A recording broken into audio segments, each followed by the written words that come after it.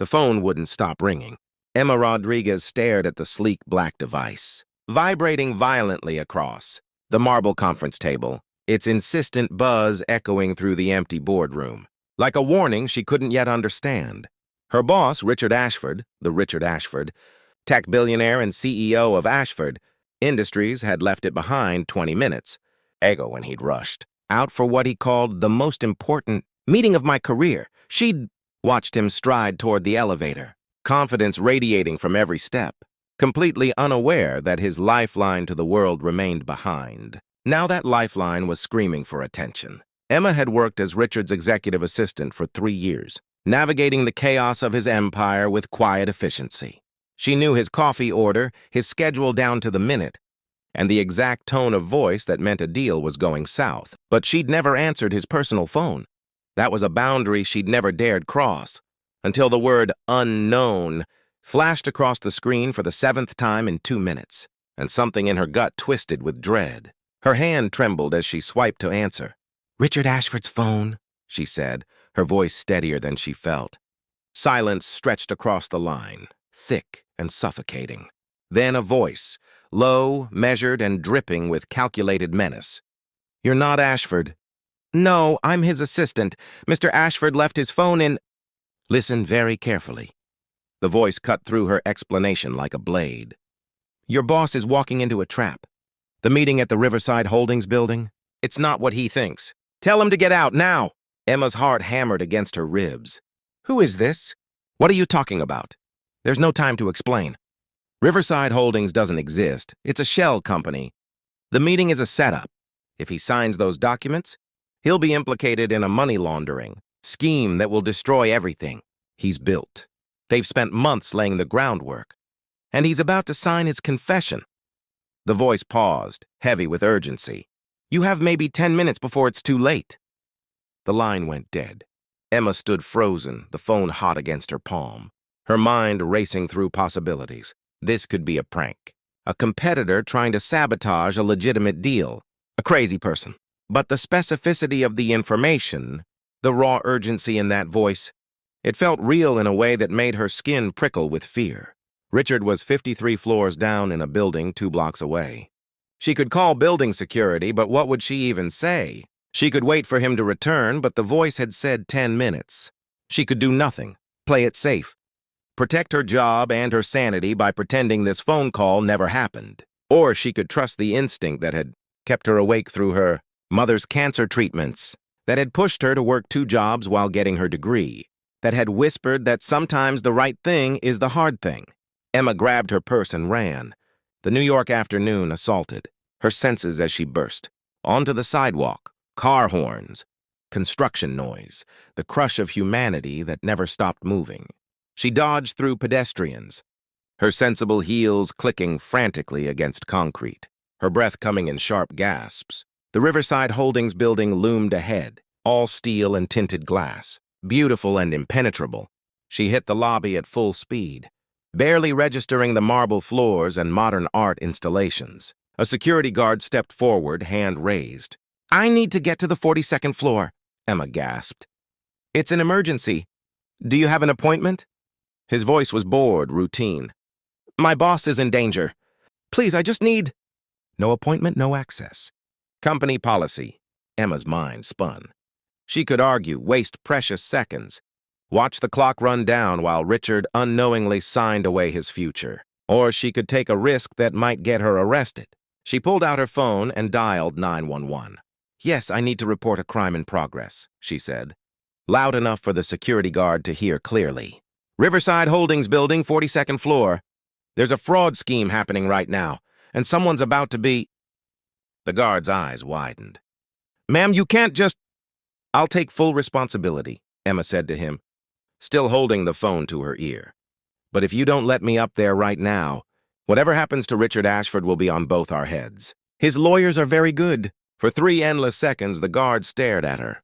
Then he grabbed his radio. "Security to 42. We have a potential situation. I'm sending someone up." The elevator ride felt like drowning in slow motion. Emma watched the numbers climb, 21, 22, 23, each floor a small eternity. Her hands shook. She'd just threatened a security guard, called the police on what might be a completely legitimate business meeting, and was about to burst in on her billionaire boss like some kind of deranged action hero. If she was wrong, she'd be fired, possibly prosecuted, definitely blacklisted from every executive assistant position in the city. The elevator chimed. 42. The doors opened onto a reception area that screamed expensive. Too expensive. Emma realized with a jolt. The furniture was designer, the art was original, but the receptionist's desk was empty. Not stepped away for a moment empty. Never been used empty. The phone wasn't even plugged in. Her instincts had been right.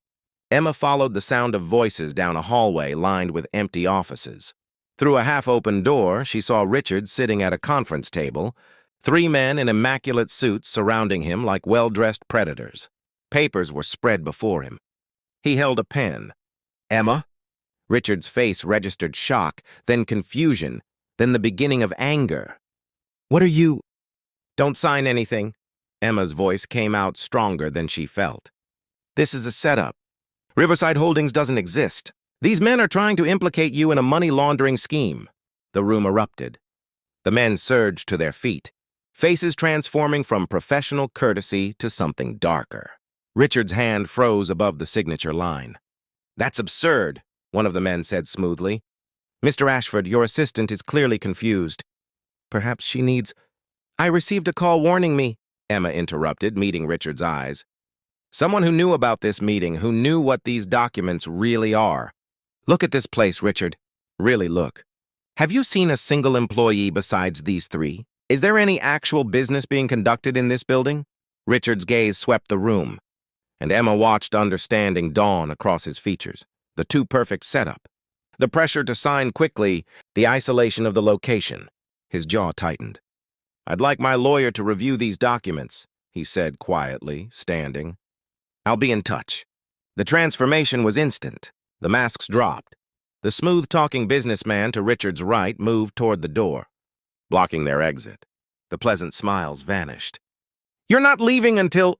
The stairwell door crashed open. NYPD officers flooded in, followed by FBI agents in windbreakers, their presence filling the space with authority and barely contained force. Emma had never been so relieved to hear someone shout, "Hands where we can see them!" Later, much later, Emma sat in Richard's real office, the one with family photos and coffee stains and the comfortable chaos of actual work. Police had explained that they'd been building a case against the fraud ring for months but couldn't move until they caught them in the act. The anonymous caller had been a former associate who'd grown a conscience. Richard stood at his window looking out at the city lights. When he finally spoke, his voice was rough with emotion. You could have ignored that call. Probably should have. It would have been safer, smarter. I know. You risked your job, possibly your freedom on the word of a stranger? Yes. He turned to face her, and Emma saw something she'd never seen before in the eyes of the man who commanded boardrooms and brokered billion-dollar deals, vulnerability. Why? Emma thought about the question, about the instinct that had sent her running, into danger for a man who could replace her with a phone call. She thought about her mother, who'd taught her that wealth and power didn't make someone less worthy of kindness. She thought about the person she saw in the mirror every morning and the person she wanted to be. Because it was the right thing to do, she said simply. Because everyone deserves someone willing to fight for them, even billionaires.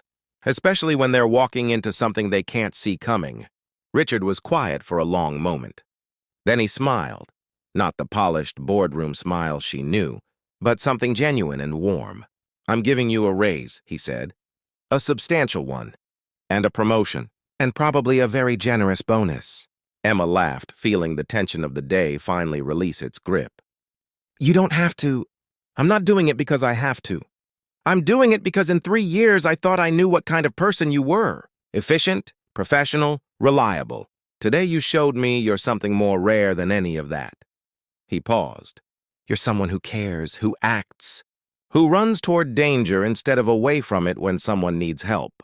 So do you, Emma said quietly. You didn't sign those papers because you trusted me. That took courage, too. Courage?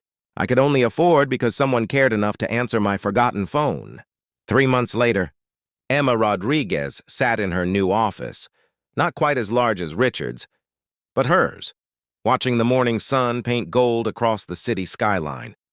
She was vice president of operations now. With a salary that had made her cry and the ability to help her mother retire comfortably. But more than that, she had become part of something larger than herself. Proof that one person's choice to act could change everything. The phone on her desk rang. She smiled and answered it, ready for whatever came next.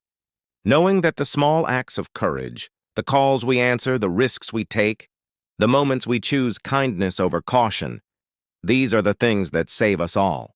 We spend our lives building walls between ourselves and others, protecting our territories, our time, our carefully constructed comfort zones. But sometimes the most extraordinary thing we can do is the simplest.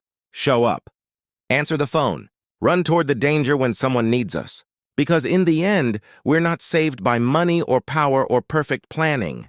We're saved by the people who care enough to try, who trust their instincts, who believe that one person making one choice can bend the arc of fate. Emma answered her billionaire, boss's forgotten phone, not knowing she would save him from a trap. But in doing so, she saved something more. She saved the belief that kindness still matters, that humanity still wins, that the world can still be changed by someone brave enough to act when it counts. That's the story none of us can afford to forget.